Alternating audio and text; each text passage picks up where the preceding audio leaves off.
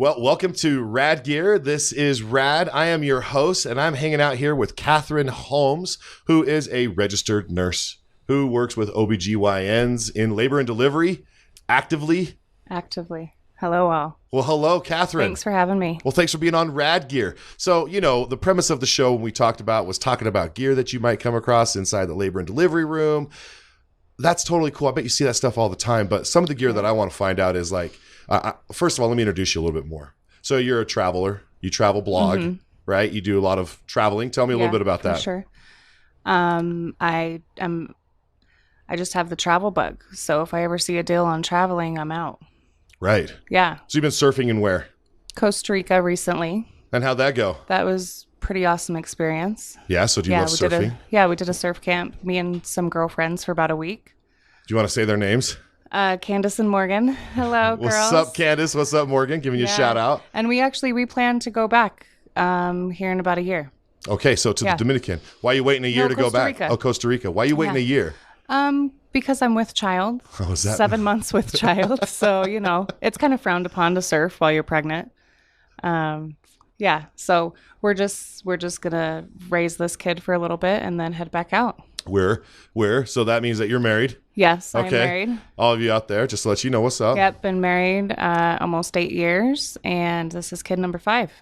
Right, and what people don't know is you're married to Jeff Holmes, the actor here in Utah. He's local actor. Yeah, he's on a lot of different roles out here, so that's your husband. Yes. Okay, enough about him, though. We're here to talk about you and how you are always probably dealing with the vagina, right? That's a word, right? All day, every day. Yep, I get paid to be in vaginas all day. All day long. Yep. Yeah, right? Those little babies. Never babies. thought that would be my life.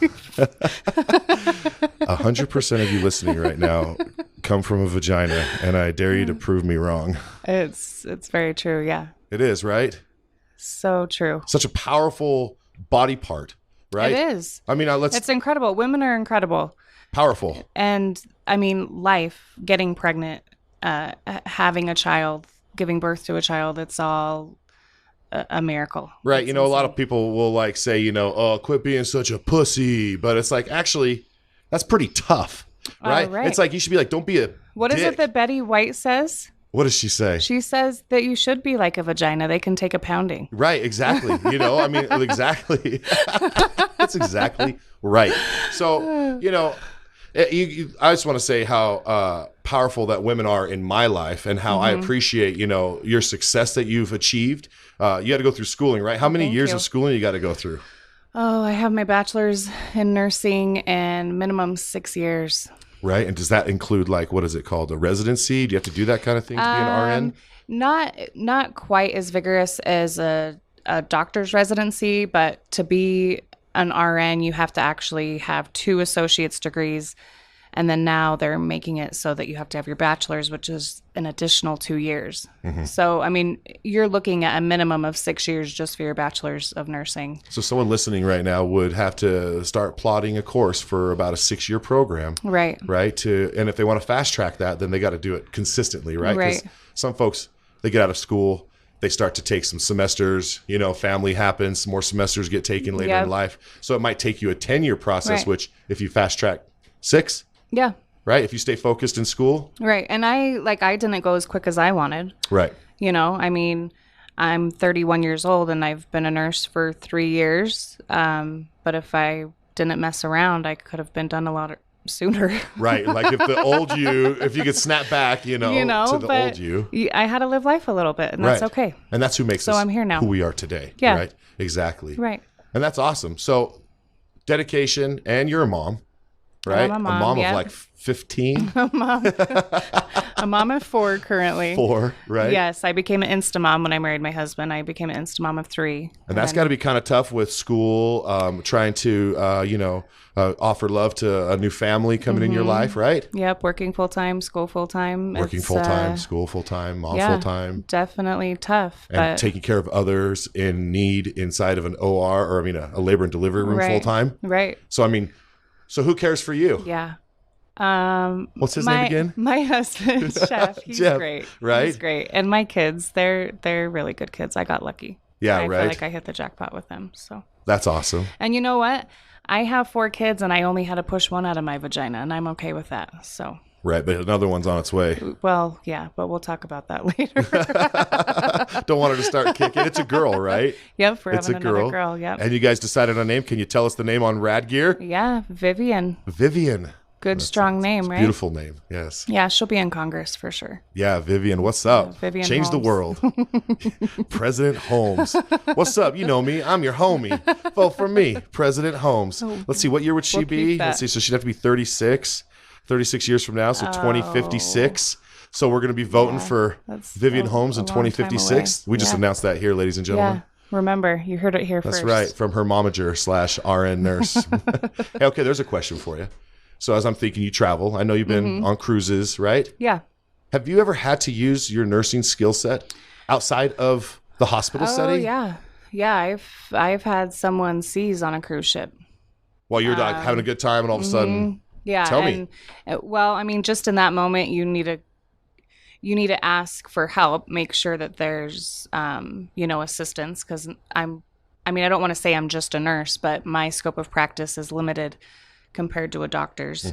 So if there's a doctor on board, obviously I want their help, and they would want mine, and we would make like a team effort there. But yeah, this person was seizing, and we had to clear the room, and we had to clear their airway and make sure that they didn't hit their head on anything, and essentially let them seize. And then a doctor showed up and kind of took over. and then you were like, okay, And I was like, it's hard because when you're on vacation, like, of course, you don't want to not help people. But then at the same time, it can be kind of exhausting because you don't have necessarily all the tools you need that I would at work. right, like some So- defibs or Right. something to make an airway. Right, exactly. So it definitely complicates it, but it pushes your critical thinking skills, and you just do what you can in that moment.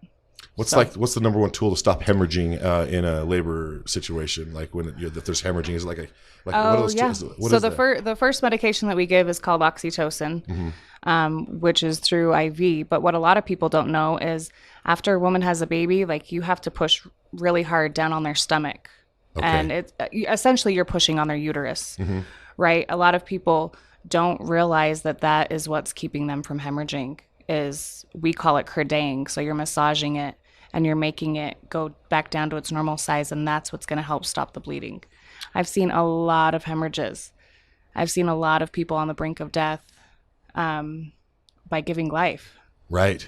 And it's terrifying. And if you don't know these skills and you're not doing these things, then, you could lose your life to give life. So you're contracting the placenta manually. Is that what you're trying to do? Uterus. The uterus, excuse me. Is Yep. that right? Mm-hmm. So the placenta is another part of I've had 3 kids, so yeah. not And the pushed them out. placenta is, a lot of people don't realize, like, for an example, we had someone come in through the ER, these women that deliver in their car and they come in the ER. Right. And they're bleeding out in the ER, and these ER, nurses are like, she's not stopping bleeding. She's not stopping bleeding. And they see a lot of blood. Right. But this was like a whole nother level of blood for them, right? Well, it turns out her placenta was still in. So, of course, she's still bleeding. You got to pull that sucker out. Because it's going to continually bleed. Right. And so once that placenta came out, and then they could creday and they could do all of that, then she Massage stopped it down. bleeding. Yeah. But since she delivered and didn't deliver the placenta. Right. She just delivered the baby. Wow, that's incredible. Yeah. So she just had this umbilical cord hanging out, and no she's one just knew what to bleeding do. like a hose. Yeah. No one knew what to do. And it's amazing to me because, we look up to, obviously, people, medical staff that are working in the emergency rooms, right? Right. I mean, the things that they have seen and the things that they go through is just incredible. But it's just so fascinating how one little thing, someone having a baby could just be so different on their scope of what they do. Right. It's just like you said, you may show up and be a nurse, and have that training in a certain field, but you may not have your tools and whatnot. And so if someone's ready for labor and delivery, they're like, bring me your women and I will birth those babies. Right. Right. Straight up. But then you got maybe like a neurosurgeon. He's like, well, I could probably birth those babies too. So Yeah. Good luck. I could hit the nerve to make you push the baby out in your brain. Yeah, everyone has their specialty, that's for sure. And that's why we need so many. It's like you're taking your transmission to get at an oil change place. It's Yeah, like, hey, really. you got a uniform and gloves on. There's oil on the floor. Don't you do transmissions? You know what you're doing, yeah, right? Come on, dude. You smell like oil. Exactly. Yeah, it's not all the same. I mean, you smell like baby. I hope not. Jeez. Jeez. Is there a smell? Is there a smell? Well, babies definitely have a smell. Is there something that gives you nightmares about going home after work? Like, I just. I got to shower every time I get home from work. It's like a whole different life. I just see you thinking about it. Yeah. Your eyes just say it all. No, it's true. Like I never expected that I would see as many vaginas as I have in such a short amount of time. Right? In your 31 years, you have handled and seen so many in a professional way, though. Yes, I mean, it's just course. what it is. Yes, of course. It's no different than the doctor at the Army or the Military Interesting Processing Center. It's called MEPS on 2200. It's like here in Salt Lake. You have to go there, and he's probably seen every single dude have to drop and squat. Oh my gosh, what a job. The same guy. What a job. That probably did me back in 99 is probably doing the same people You today. know what? I dare say I would rather do vaginas. Yeah, right? Yeah. That's what I'm saying, Yeah, for sure. right? What an awesome guest you have been so far. And I just thank you. I know there's so much more to talk about because you're also like I would say amateur photographer, not just hobbyist. Like you can get paid for what you do. Your ISO, Yeah. right? I shoot manual. Only manual. Yeah. I saw a shirt. You have to listen. You know how it has all the dial with all the like the picture and the mountains and everything. Oh yeah. And it says, "But what do you do here?" And it's manual. It's like I shoot manual. Know how to shoot manual properly. I love to tweak a lens. Yeah. There's just something about getting that focus pull on having the control of the subject. Yeah, I think I have no filter. I like no filter because when I grew up taking photography in college, developing black and white film, I was developing 35 millimeter film. I was working in photo labs, processing those types of films.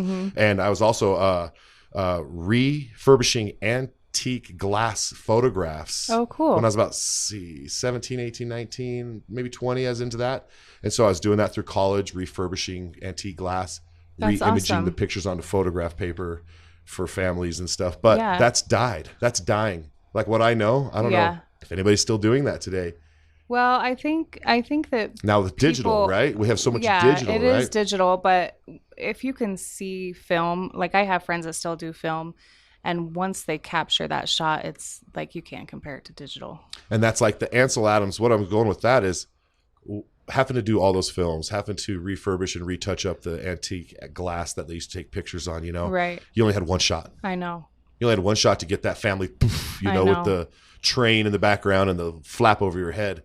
And those were the pieces that I would refurbish. So it was really a delicate process. Yeah. White gloves, everything. We're spoiled now. No, it's like now you got rapid fire. Oh, I go speed. do a family photo shoot, and I probably come back with like 350 photos. And then you just go, which one? Which one is the best one? Oh, I like the one where I'm moving left or right, left or right, left or right. Which picture is best? Right. And the fact that we can just swap out heads now and just move it around and just take 35 of the same photo in 10 seconds. Yeah. Right. So I think there's a little bit of there's no more net when you're not using that manual. So I love doing photography. I'm actually looking at a camera. What kind of camera do you use right now? Not to date yourself on this podcast, but I use a Canon. I am a big fan of Canon. That's what I started on, and I shoot with a Canon 6D. I have a Canon 5D and a Canon 6D, but I actually prefer my 6D just because it, just the function that it has. It can film a high definition, and is it hitting 4K or is it 1080 or 4K? I want to say it's not quite 4K. No, probably 1080. I think it's 1080. Yeah. Okay, that's probably the next up is 4K. Yeah. I was just looking at some 4K. I was looking at the Reds. Yeah, I was dreaming about that. I know 4K, they're coming down in price. They are, and it's because 8K is now on the market, and 8K is your $25,000, $39,000, $79,000. What a dream that would be to have. I would honestly be walking around with it everywhere, recording everything. Oh yeah. It would just be crystal clear footage. Yeah, the videography on that is just beautiful. I was like, it's more than a motorhome that you could travel in. I'm like, Yeah, right. 70, that's just for the body. Just depends on your priorities. But Red is so beautifully, and it delivers. You know, my buddy Brandon did a movie called Big Mountain Heroes, and they went into Chamonix, France, and they skied and snowboarded with some veterans. Okay, and they went all over the mountain. But the photographer and the videographer, Nick Cahill, he was using a Red. Yeah. They won the Mammoth Film Festival. Oh, wow. Yeah, because it's just like a boom, pristine, beautiful. Yeah. You know, and that's called Big Mountain clear. Heroes. If any of you are listening want to go check that out on, you know, on the internet, it's Big Mountain Heroes. So, and I think that's a really beautiful 4K, 8K, you know, but you have to have a TV that matches it, or whatever you're watching it on needs to be able to meet that 4K. Right. Otherwise, Right. it's like 720. Yeah. Beast. Well, and what are you doing with what you're recording? You know, are you recording it just for personal use, or are you selling it, or are you using a drone? Drones are huge right now. Do you use drones in your photography? No, I wish. I really want to branch out into videography and start using a drone. You know, they're just so complex. Like, I haven't taken the time to learn how to use one. Right. I've watched a crap ton of videos, and I've like been geared up to start learning. Right. You know? It's like it's in your mind. Right. And Right. then it's like, okay, Right. well, you need to go drop the money and buy the drone, and you know, I'll get there. It's definitely. Well, then it's on my obviously bucket not list. an impulsive decision when you do buy one, because I can Right. see in your face that you're making some thoughts about this. Yeah. And when you decide that you want that drone, Yeah. you should just buy it. Yeah. Because I have to say, just the other day, I was out looking for a new 4K camera. And I was always kind of like against going after GoPros. Yeah. I was like, I don't know if I want that, you know, Beastie Boy fisheye lens on every shot. But then I Right. saw the GoPro Hero 7 Black. Uh-huh. And I was like, well, that's pretty straight, flat. Yeah. You know, it's crystal clear. So I wound up getting a GoPro Hero 7 like 2 days ago. Nice. And now I'm just like, I have it. It's still in the box. So you're gonna let me use it, right? Well, yeah. Well, yeah, we could go do some reviews for Crate Club. Let's go do I'm some totally reviews. down. Yeah, we got to go to like. Let's go. Let's do Let's it. go to Costa Rica. Let's Costa go surf Rica for a week. Okay, I'll surf. You know, last Okay. time I tried surfing, I bit the inside of my cheek off. Remember when I had that? Remember that Ow. surfboard? Ow, was this in California? Uh-huh. Yeah. Oh. Yeah. I bit my cheek off. I was a surfer in California, Venice Beach for the day. You know what? It's worth it. It's worth the pain. Walking around asking people if they wanted a picture for $5 with a real surfer. and people were really paying. Yeah. You want a picture with a This real guy. surfer, dude? Hey, what's up? I'm in a kilt and I got a big old surfboard, dude. Let's go. You know what? He's not even lying. I was just laughing my ass off when he's walking around. Okay, Jolly Green Giant. That's He's me. like 6'5" with this big ass surfboard, saying, "Anyone want a picture with the surfer? $5, and we're just laughing like no one's And then gonna those British take it. or the Australian, the British guys were like, Yeah. "Oh, we'll take a picture with you, mate." I was like, "Yeah, They I'm ate it made, up. dude. They ate it up. I can That make was it in pretty Venice. funny. If I can make it in Venice, I can make it anywhere." You sure could make That's it in what's up. Venice. That's what's up. So as an OB RN, Uh-huh. do you know, in the military, and I'm just kind of comparing the two because you see a lot of trauma. There's a Yeah. lot of post-traumatic stress disorder. I know there's like this barrier of PTS versus PTSD that's talked about in the communities. As a nurse, you know, just as much as anybody going to combat, you're seeing blood, you're seeing wounds, you're seeing things that, you know, you're trained for Right. in a book. Right. But when it happens in real life, it's like, where's that in the book? Yeah. Right? Well, and I mean, you can be trained as much as you want, but at the end of the day, you know, I've seen moms die, I've seen babies die, and Yeah, that takes its toll on you, huh? it does, you know. You think you can be prepared for it, but really, I mean, every time that something horrific like that happens, it's almost like it's the first time. You just don't get used to it. No. And I don't think you should, because I think that takes away like your passion and your ability to be empathetic. You probably couldn't. I don't know how you could be immune to that. Yeah. Well, I mean, I hope people wouldn't be, but I think sometimes it can push people Because you may out have of to the just field. say, "Hi, I can't let you see your little baby right now." Right. You know, Right. and they may not have even known. Right. And then you're just like, I have to is Yeah. there Or you just cry with the mom. Yeah, you cry. Yeah. And I don't think there's anything wrong with that. No. Like, because if I was in that situation, you know, I would be okay if my nurse was crying and That's kind of some nice and bedside mourning, manner, is yeah, it not? mourning Like, the loss you with know. me. Yeah. Yeah, and you were there in the fight with her for that, you know, Yeah. trying to, Right. you know. Yeah, That's I have a pretty awesome job, though. I mean, 99.9% of it is happy and the babies and the moms are healthy. That's awesome. And I think that that's huge in nursing. So huge. Vaginas. What a segue. Babies. Do you think that in this huge population of this world that we're living in, with more and more babies being born, right? What's your thoughts on populations, like just exceeding? I mean, like, are you guys super busy in the labor delivery? Is there just a lot of babies? It's what we call lambing season right now. Lambing season. Yeah, it is very busy. However, statistically, I believe that people are actually waiting longer to have children and they're having less children. So I don't know if it's, our economy or culture politics or their belief religion. in like some global warming. Right. They don't want to bring their kid into this world. That's true. And that's been a subject too. Are we being irresponsible to have Or they're just listening to what their parents said and saying, I wish you a kid just like you. When you have kids, they're like, you know what? I'm not having any. Fool you, mom and dad.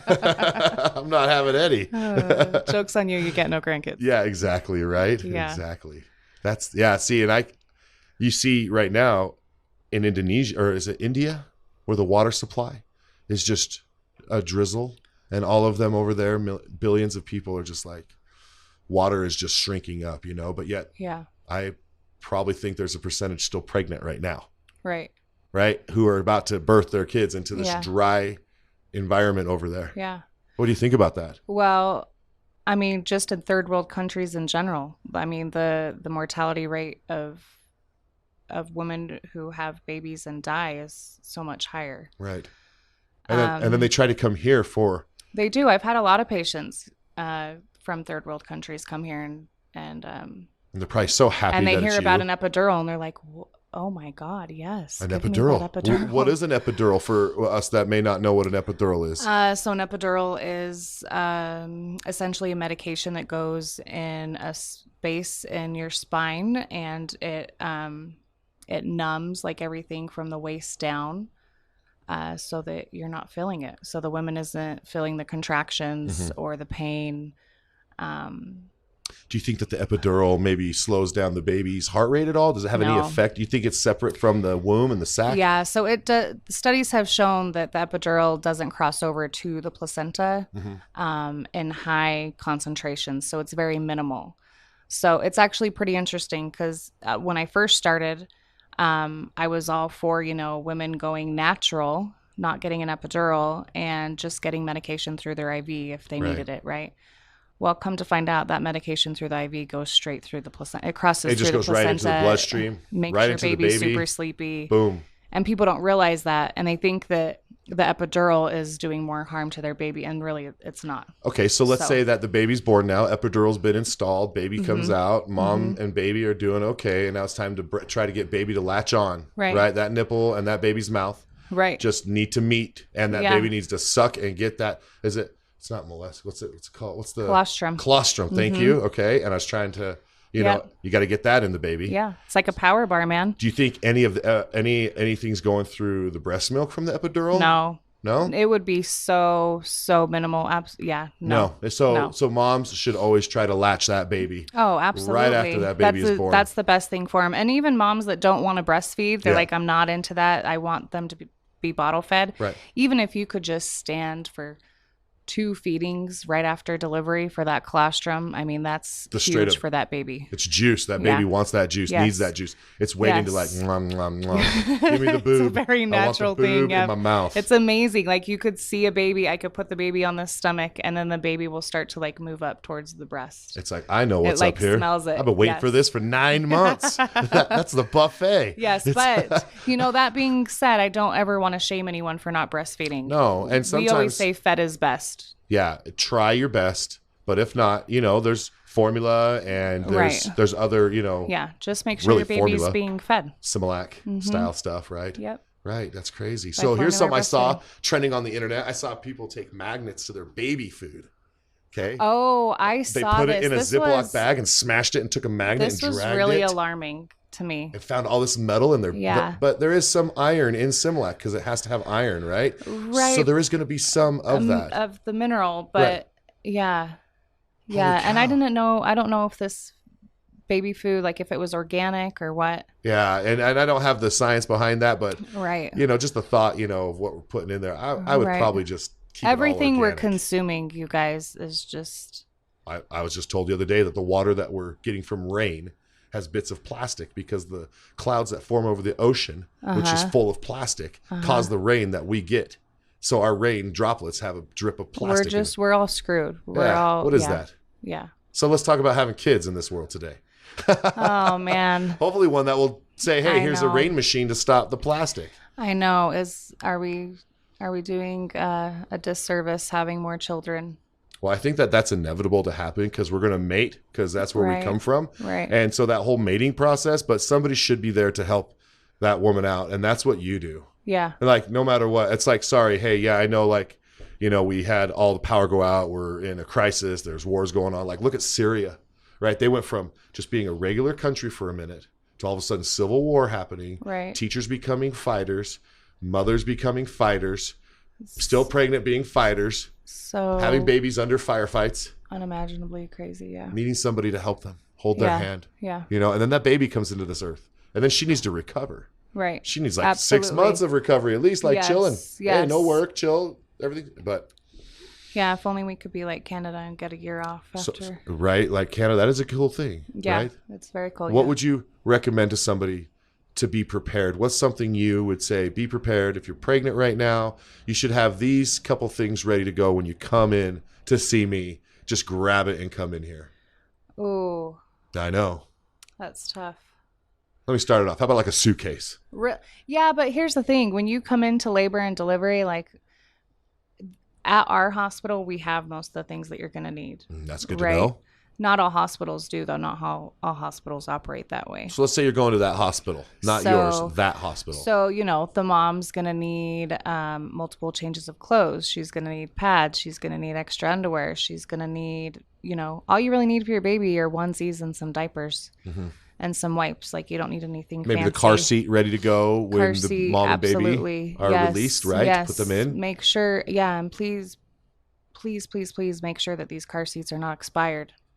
Okay? Oh, yeah, there you That's go. a whole nother thing. Right, be prepared right there. Some people are bringing in car seats that are 20 years old. From 15 someone in the years family old. saying, Yes. here, use my car seat, Billy. Yes. And I know we're all trying to save money, but that plastic breaks down and it can get dangerous for. Right, or it could sit in the hot sun and cook and become Right. brittle. Who knows? The integrity is expired. Mm-hmm. And, when you go home with your baby, the hospital staff will actually come out with you and make sure that the car seat is appropriately installed. And to make sure that it is appropriate. Yeah. Otherwise, the baby can't go. Yeah. Right? Yeah. Have you ever had to say, sorry, we can't send your baby home today because you don't have the proper car seats? No, not in labor and delivery. Maybe when they go over to maternity, but I think that they probably work with them. You haven't heard of anything like that? Yeah. No.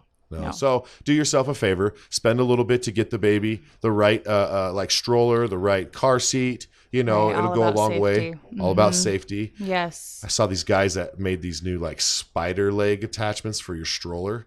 So they're like, are you bored hunching over all the time? And you strap it on and it extends out so you can walk all normal. Is that crazy, right? It's great, right? For all the tall people. Well, I'm 6'5", man. No. I push a stroller around. I'm like, no, my husband feels that too. I'm a hunchback over here. Yeah, absolutely. That's pretty brilliant, actually. Right, and so that's trending. There's saw a something. market for that. Yeah. Right, exactly. And that's funny. I'm all about gear, so I see all these little pieces of gear, and I'm like, well, if I have another kid, Whoa, why is it so Rad. quiet? Why is it so quiet all of a sudden?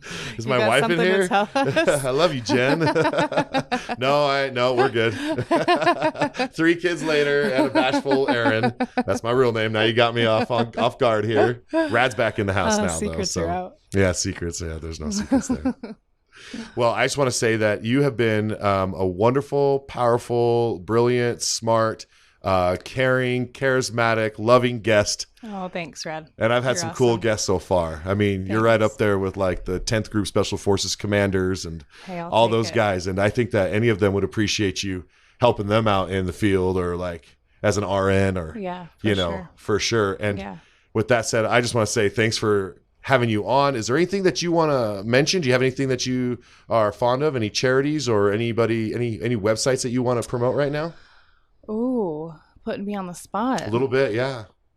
Is there like a nurses for one for all website that we can send someone to that you know of? Not that I know off the top of my head. You know, I'm always a huge supporter of breast cancer. Yeah, right. Awareness.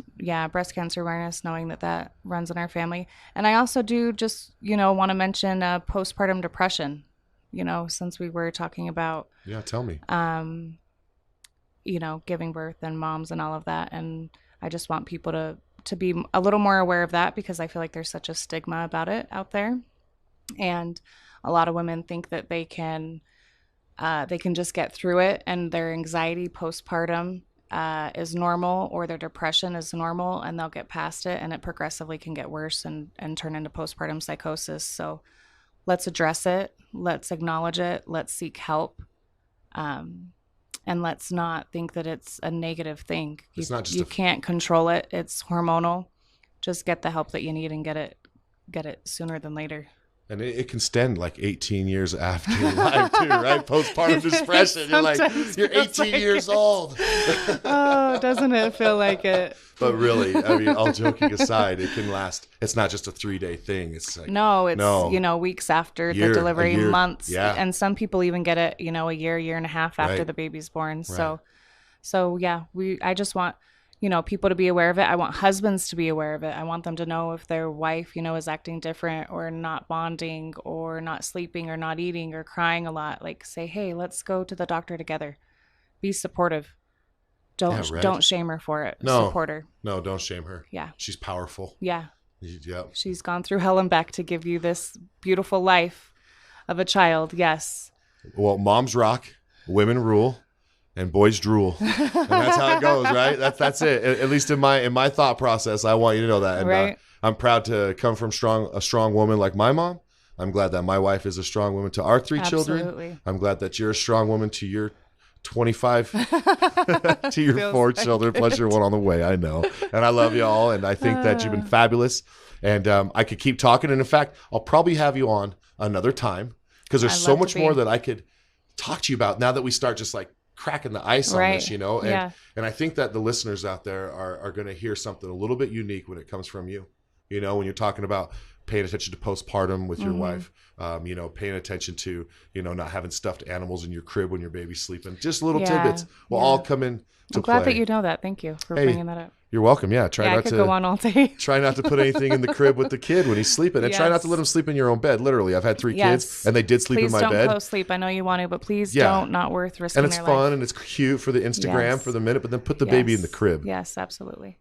Let it go to sleep. You're smart, Rad. And also let the nurse take care of your wife after you deliver, because you'll need to go home and take care of her for another 18, 30 years. Exactly. So it's okay to let the nurse let you get some sleep for that first couple nights. Sure is. Yep. From a dad's Take perspective. Full advantage. Yeah. Well, thanks, Kathryn. I appreciate it. And Zach. Thanks for having me here. Zach, before I jump out, I just want to say thanks to my man, Zach. Zach is here at the Ready Man Studios here in Salt Lake City. Zach is the man behind the controls of this whole entire show. And I just want to say thank all the guys at Ready Man, including Jeff Kirkham. And I want to just drop a little bit of my sponsor and my backer, which is Crate Club. I just want to say, if you haven't gone to crateclub.us or crateclub.com, let me pull up this little bit of a logo right here and show it to you. Right here, crateclub.us, crateclub.com. Go check it out. It's badass gear picked by badass dudes for a badass like yourself. So I just got this box right here in my Crate Club. Let's just see what's in it. I haven't even opened it yet. It's a good saying on there. Let's just see. Let's see what the saying says. It says, a pretty girl, let's see, never delay kissing a pretty girl or opening a bottle of whiskey. Here's that. That's what it says on the sticker. And then inside the box, isn't that cool? Yeah, that's way cool. Let's see if we can get a close-up view of this right here. Look at the detail on that. That is a canter for your bottle of finest. I think what I'm going to do is leave this here for Jeff. That's a pretty for cool his bottle whiskey. stopper, yeah. So Jeff, this is your gift, my friend, for letting me in your studios today. Okay, I'm going to leave this. This is from crateclub.us, crateclub.com. My name is Rad, and this is Rad Gear. This is Kathryn Holmes. Thanks for having me. We are out. Peace. Peace.